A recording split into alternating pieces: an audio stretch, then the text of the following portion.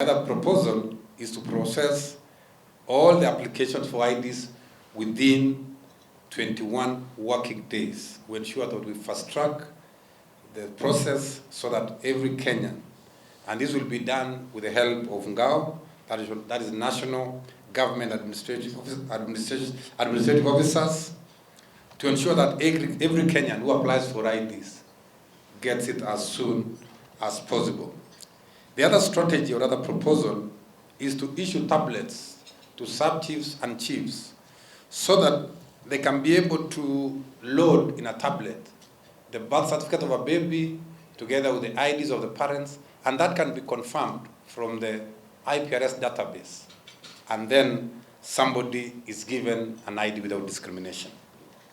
So we have those proposals, and we think if we put our heads together, we are able to create a system that does not compromise national security, but at the same time does not discriminate. Because as you realize, this is a tight balance. As we look at these issues, we say we want to ensure that all Kenyans, wherever they are able to get these critical documents on time, without discrimination, without having to beg, without having to pay extra money. Because whereas the current system of vetting is prone to corruption. There's a lot of corruption which happens in this system of vetting. And we're saying it is time we face it. It is time we reason together and say, what can we do to ensure that these documents are provided? I think historically, one generation must be better than the previous generation. That is how communities grow. That is how countries grow. And that is also how people meet with the destinies of their nation. Something must be better than the previous.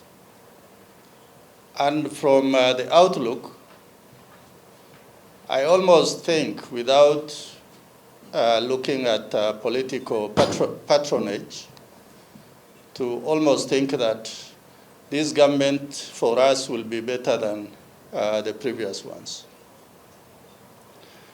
The idea of the man or the woman called the pastoralist, I think we are always on the menu because of what we do, but we are never on the agenda.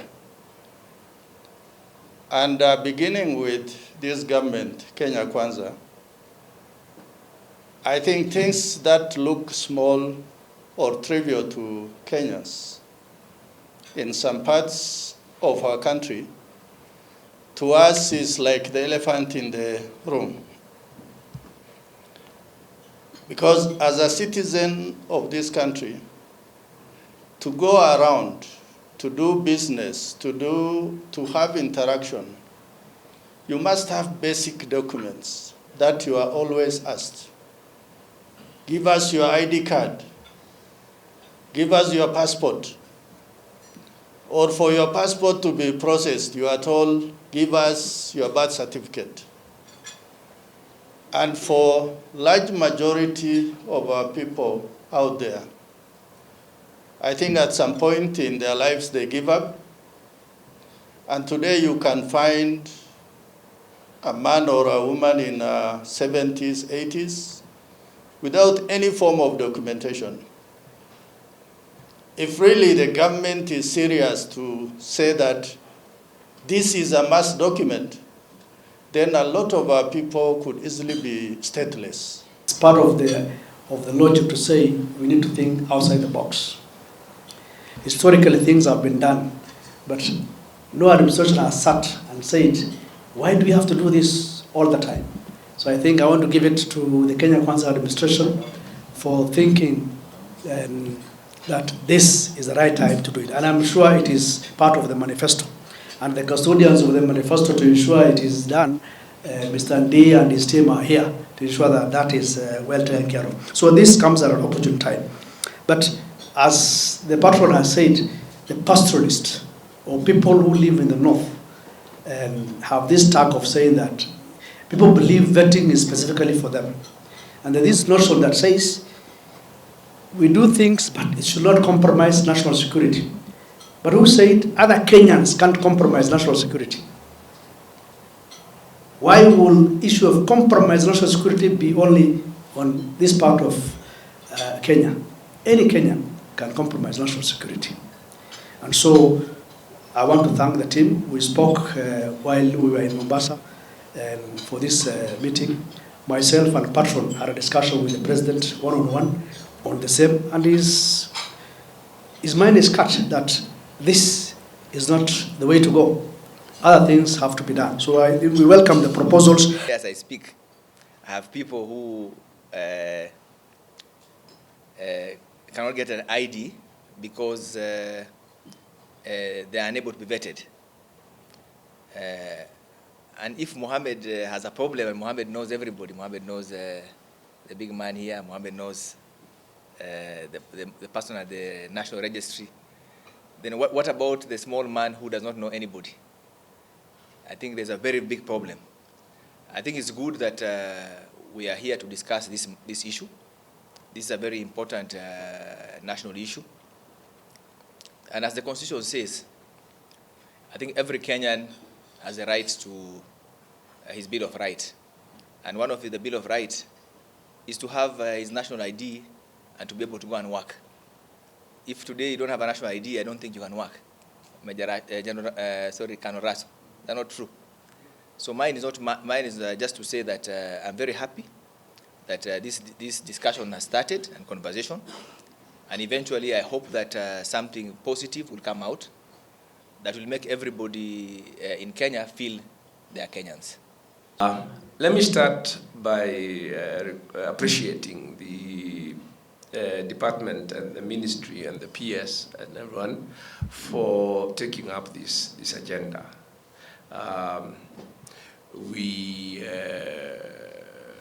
put this agenda in the manifesto, but quite frankly, typically, even this is has been a very, very intractable issue in Kenya for many years, for decades. And the fact that there is such a strong ownership without people being pushed, we thought this is something that you have to push very hard because the culture of vetting is very entrenched. But the fact that the institutions concerned actually see the need to address it, I think, is very, very commendable and very encouraging, I think, for our country. Because I believe this issue is not, it is very problematic, as I will say, but I think resolving this issue is one of the things that I think really will advance our culture of constitutionalism in a very, very significant way.